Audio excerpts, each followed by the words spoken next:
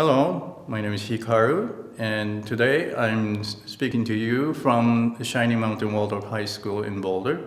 And I would like to share with you my recreation of Leonardo da Vinci's The Last Supper, which I've been dreaming for my life up until '95 when I had actual chance to start. Ever since when I was 10, when I first encountered Leonardo's work, this particular painting among all Leonardo's work have been my inspiration because of the psychology and philosophy and everything that the human beings that go through in a tense time is represented. And it's not just a narrative painting, and also this was groundbreaking work for his time as well. For instance, the position of Judas included among the rest of the 12 disciples in the same side is incredible. There are many things I can say about the Last Supper that inspires me. One is that that painting, that mural particularly, went through so many traumas in itself, as if, Jesus went through a trauma. For instance, the doorway was cut out, and also when Leonardo was painting, the room was humid, so that also added to the fact that Leonardo's way of painting was slow, so he did not use the fresco method, which you have to paint really quickly.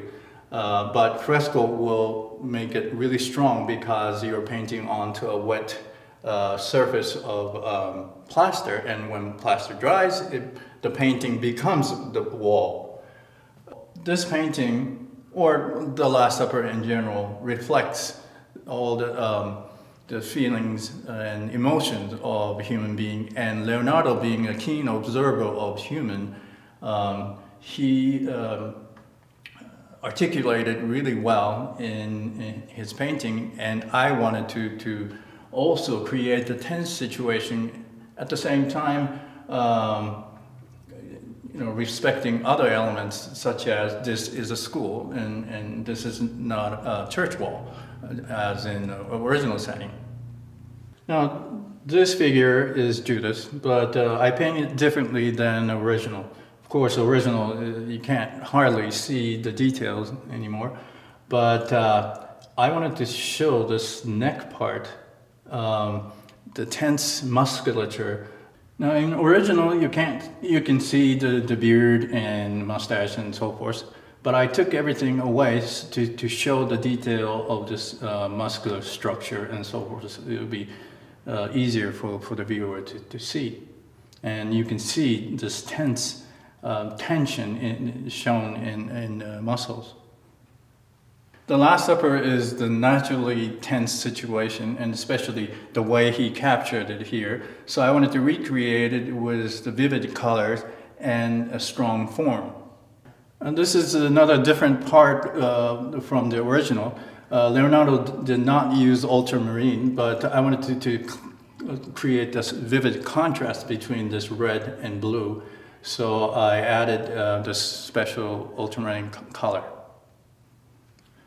In order to paint the detail of the hands of the disciples and Jesus, I used my own hand, and of course I changed a little bit, but as Leonardo, I observed a real object, and then I painted. This middle section, the main section, took me about 1,700 hours. Long time, giving up my vacation time. And while I was painting, one of my Jewish colleague, teacher, came and suggested that this is the Seder. So I respect that. In fact, this is a school, and many different students with many different backgrounds will come. So I wanted to introduce some elements, and also to relieve this tension, I wanted to introduce some humorous element as well. For instance, you can see a boiled egg and bitter herbs and Pascal lamb and so forth introduced here. And there's a cup of Elijah. Elijah's cup is usually there at the Seder to welcome the Elijah in spirit.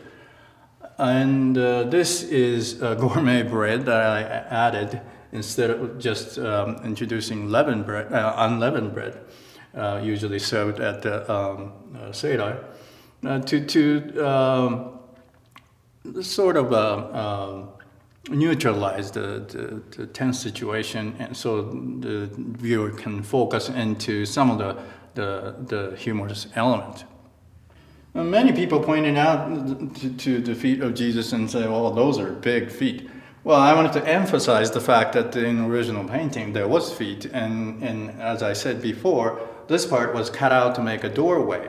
So, and also from scripture, I wanted to make a pun in a way that his legs were not broken, and not supposed to be. So I wanted to add earthly looking firm feet.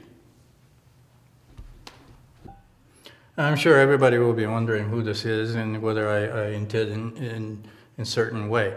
I definitely feel this is not Mary Magdalene. This is John in feminine, extremely feminine form, but John was the only one who did not die from martyrdom. So he was always considered the divine. So in order to capture divinity, you can make a person feminine and gentle and graceful and so forth. And that's the key. And the rest, if you'd like to know, I'm writing a book. So when it's published, you can read more details about it. It's needless to say, but I'm really ecstatic and happy about the fact that my dream came true. The dream that I've been keep having since I was 10 to recreate Leonardo da Vinci's work with my own idea superimposed and so forth.